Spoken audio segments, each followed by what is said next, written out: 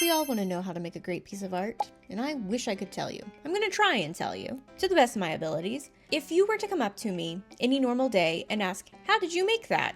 I'd be like, I don't know, I just did. It just kind of showed up. I think I went into another dimension or something, or my soul was taken somewhere. Where my soul was taken was just the joy of creativity.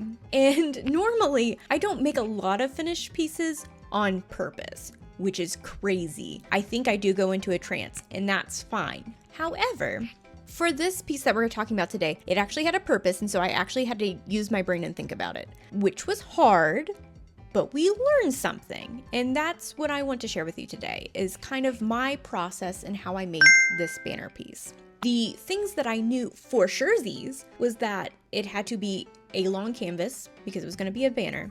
Working smarter, not harder. So I also wanted to make sure that whatever I drew would be easily read as a profile picture that could be cropped easily. Now that I have technical ideas down, next we kind of get into the philosophical, okay, well, who is Jade? Because a banner should be something that introduces you to whatever channel that you're on, whatever cause that you're here for. But it was tough because deciding who I am as a person, as a painting, is crazy. To choose one thing, darling, I contain multitudes. Multitudes of something, but I contain multitudes. And I sat there for a very long time struggling about what things represented me as a person, what ideas represented me as a person, what abstract thoughts and concepts screamed Jade. And let me tell you, after a good 30 to 45 minutes of panic, because maybe I am not a person and maybe I just wasn't meant to be here, and what really is the purpose of being here, honestly, I had a breakthrough and realized it doesn't matter. Because I contain multitudes. I have never been one thing or one color or one abstract concept ever in my life, and I never will be. And friend, neither will you. Which is fantastic. That means I can put anything on here as long as I like it. And honestly, that's how I've been making art since the beginning is, did I like it? Did I have fun? Then let's keep going. That being said, I did want to add things I liked in there. So I had general themes of nature, but mostly wind, because a girl gets hot. I am constantly overheating. My soul is constantly on fire and contained in this mortal coil. So I love a good breeze. The second thing that I really like is just whimsy in general.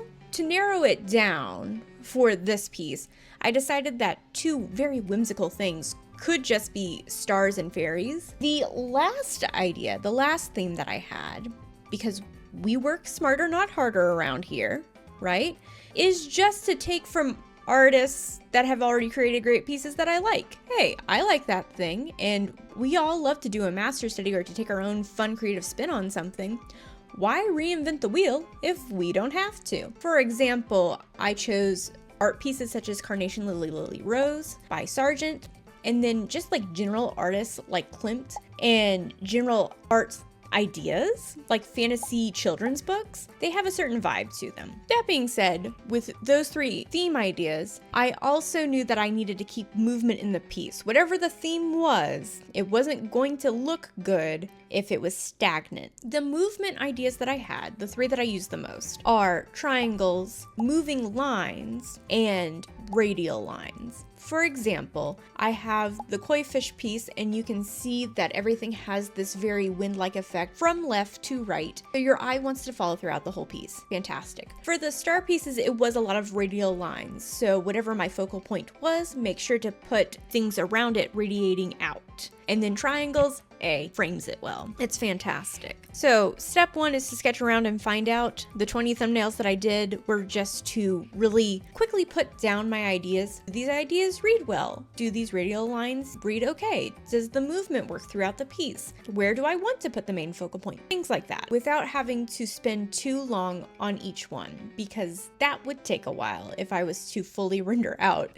so many pieces. I am crazy enough to do it, but not this time. I had some self-control this time. after doing the 20, the next step is to clean up and to throw colors. Out of the 20 thumbnails that I did, I chose 10 that I thought read well, just as they were. So the 10 that I chose, I made sure to clean up, rendering out our main focal points a little bit better, solidifying poses or expressions, and maybe even starting to do research into, for example, the koi fish kites I made sure to go find reference for and to draw those out a little bit better.